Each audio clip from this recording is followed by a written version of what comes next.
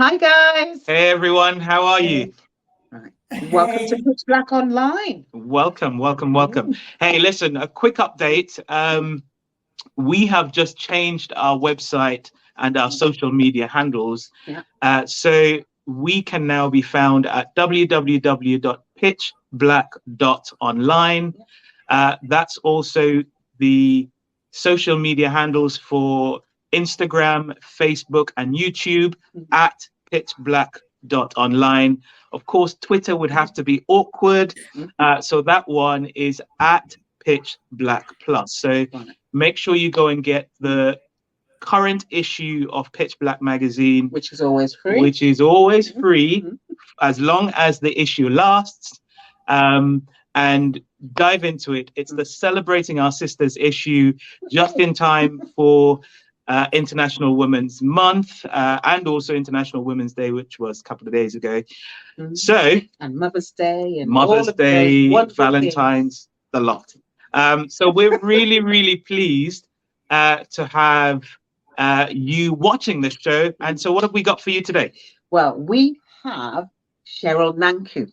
And you will find her on page 80 of the magazine. Indeed. And she did a wonderful piece for us on mindset. So she did Be Your Own Life Coach. She's a fantastic life coach. Yep. And she's come with some sharing bits in terms of being your own life coach. So welcome, Cheryl. How are you? Good, thank you. How are you guys doing? We're good. And really pleased to see you. Yeah, likewise. Of course, you're in sunny Dubai. Sunny and hot.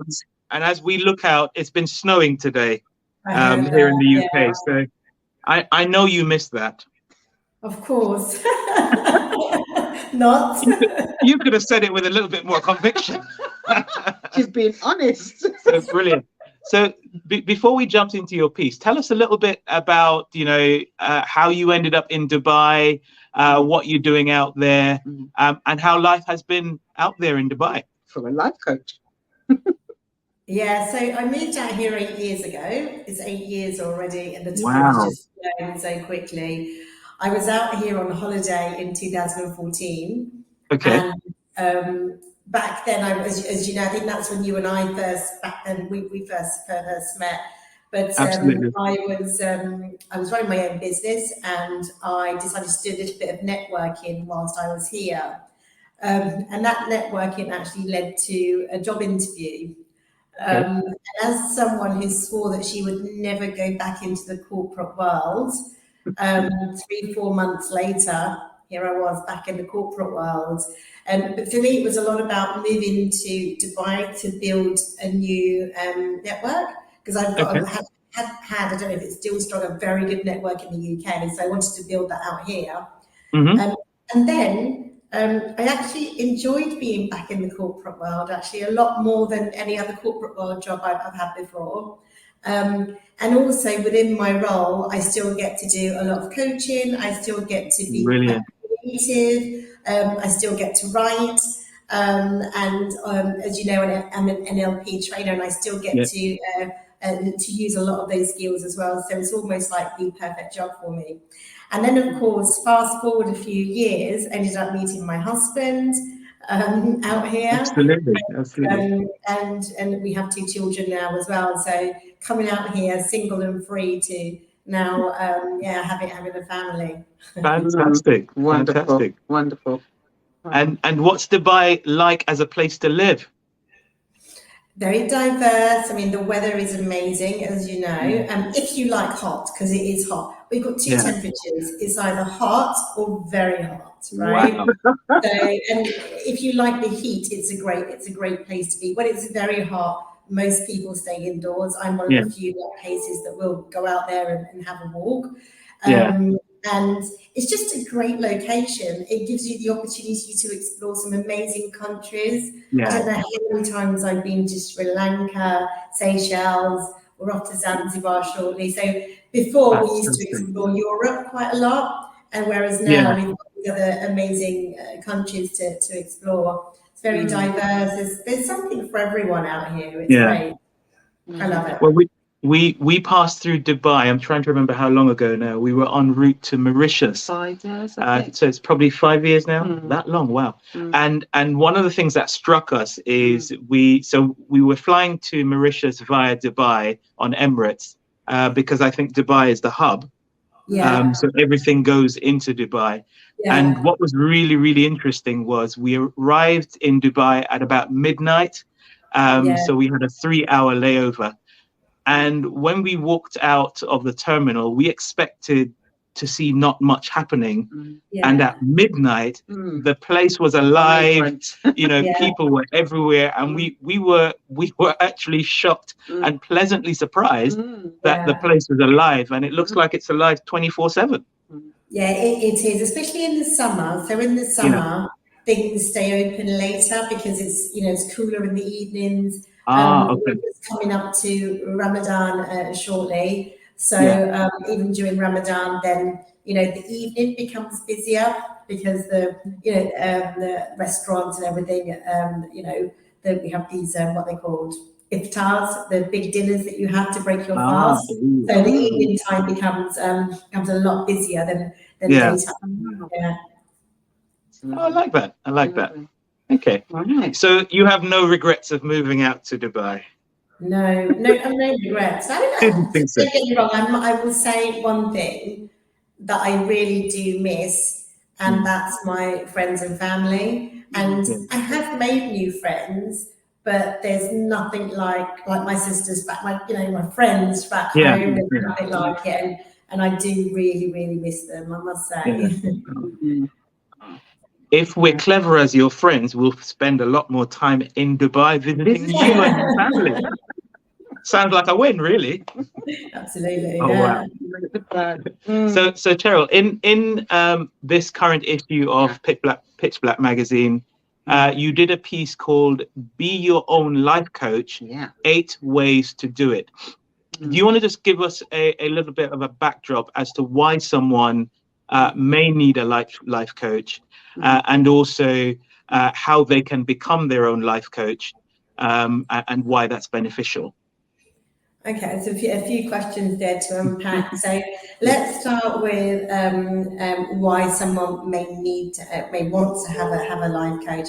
Yeah. In fact, and this is not a sales pitch for life coaching whatsoever, but it's kind of my personal belief, in the same way that we check in with a dentist every 6 months, is that what we should do? Or we do these health checks, etc.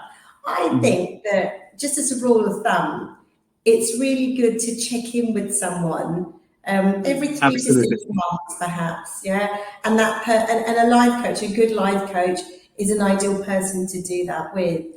I think what can happen is that sometimes we just need that little bit of a push to overcome some barriers, to encourage us, to motivate us, or to help us see what excellence that we have within us that we might not recognize within ourselves. And by recognizing that excellence, that's really going to motivate us to take that next step and do things. And even life coaches have life coaches, right? Absolutely. So Absolutely. That says something. So that's why I'd say that someone should see a life coach. And then if you continue a little bit, say with the dentist analogy that I've just used. So the be your own life coach part of it. So in between your dentist sessions or whatever, you're going to still brush your teeth, you're going to floss, you're going to take care of your teeth, right? So by having some skills to be your own life coach, then you can continue on that journey and not be fully dependent on a life coach as well. And I think it's through my learnings as well, the coaching learnings that I did years ago, realizing that actually I was doing quite a few of those things anyway. So realizing that we've all got that coaching potential within us, and once you recognize what some of these tips are, then you're able to take them on board and think about them and do them more effectively. I like that, because we can be either our best encouragers or our worst enemies. Because we listen to ourselves the most. Absolutely. And that's what a coach does, right? A coach doesn't give you the answers, because we have the answers within. A coach will simply guide you and help you to understand what it is that, you know, you really want to do and what you need to do, what the next step is. Yeah. Love that. And so your first suggestion or your first point was to take 100% responsibility for your results. Why is that so important? I think it's quite easy, and I was a very good example of this. I was someone that to blame others, to look at excuses, justification. And I think the more you become aware of taking responsibility, the more you might realise, you know what, I'm making excuses here. I'm not, you know, taking 100% responsibility for my results. So it could be from anything. So before I was working, let's say when I was working in sales and spending a year working on a deal, then you lose the deal. It's so easy to blame the marketing department, to blame that department, to blame everyone. You know, if only they did this, if only this. But actually, what can I do differently next time? How am I going to take responsibility for this? And it's only by taking that 100% responsibility can I be better next time. Absolutely. I can't be responsible for others. I can't change anyone else, but I can change myself. And can you imagine how powerful that would be if we all did that? You know? I love that. I love that. Amazing. And then we had one here. It says, be at cause, not at effect. Can you unpack that a little bit more for us? Yeah, and that's a little bit, that ties very much into the taking 100% responsibility. So realising which side of the equation are you on. If you're at effect, you're making excuses, you're blaming others, you know, as we described earlier, you have that mindset.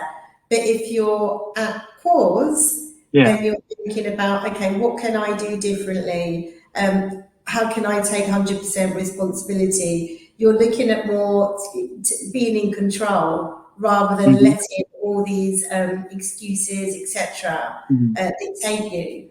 And it's really important, I think, that if you ever feel yourself being at effect, feel it and catch yourself in the moment and say, what can I do right now in this moment to go from being at effect to being at cause? So not about, okay, well, tomorrow I'm going to do this or whatever. But in that moment, catch yourself and change it in that moment and notice how effective it can be. Wow.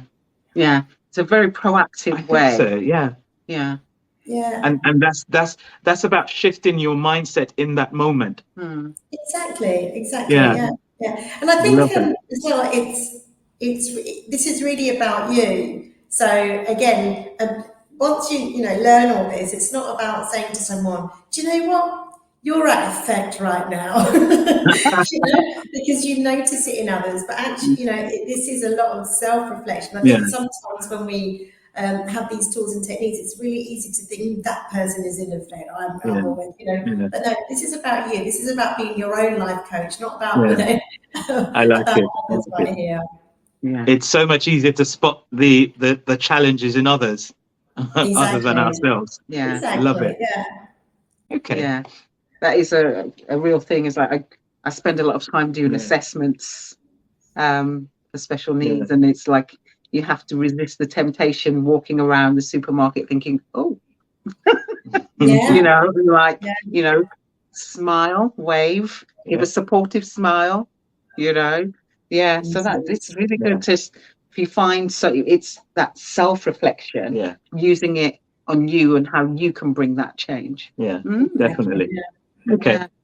And the third thing you brought out was do things that will empower you. I quite like that one. Unpack that for us, please. So I think if I remember rightly, I haven't got the article in front of me, we were talking about the goals and goal setting, right, in particular. And I think talked about SMART goals. SMART goals, and I think in a way, SMART goals, I mean, a lot of people know about SMART goals, right? About setting goals that are specific and measurable and just detailed. So when you set a goal, you don't just want to say that, I don't know, let's pick a goal that I'm going to find a job. I'm going to find a new job. right? So being specific about that. So, you know, what kind of job, when are you going to find the job? Is it realistic? Is it really the kind of job that is for you? Setting a time limit to it, all that kind of thing, a really clear definition. I really like the whole visualization as well, like imagining yourself in that goal. And I think whilst goal setting is really important, when we talk about doing things that empower you, I really think another thing that can be added to that is when you're goal setting is thinking about someone that has achieved that goal, or someone that you can have as a goal buddy that can work with you, that can give you some advice, can potentially give you motivation, that can tell you, you know, what to look out for. And I think there is so much value in having someone that's a goal buddy when you're working towards your goals. I like that. And just to kind of bring it home, I love this SMART goal. An unsmart goal is we're going to go see Cheryl and Simone and the kids in Dubai at some point. However, to smarten it up, we are going to go see Cheryl, Simone, and the kids in October of this year, and we'll be spending a week in Dubai. You like that SMART goal, don't you? I do like that. I thought you'd like that one. However, we may need to just agree it with you first. Yeah, no, you're out of here. So Judy's your goal buddy, and you can set a time to get the flights booked. Yeah. That's the one. That's the one. Okay. That's the one. Put some measurables on there. Yeah. Brilliant.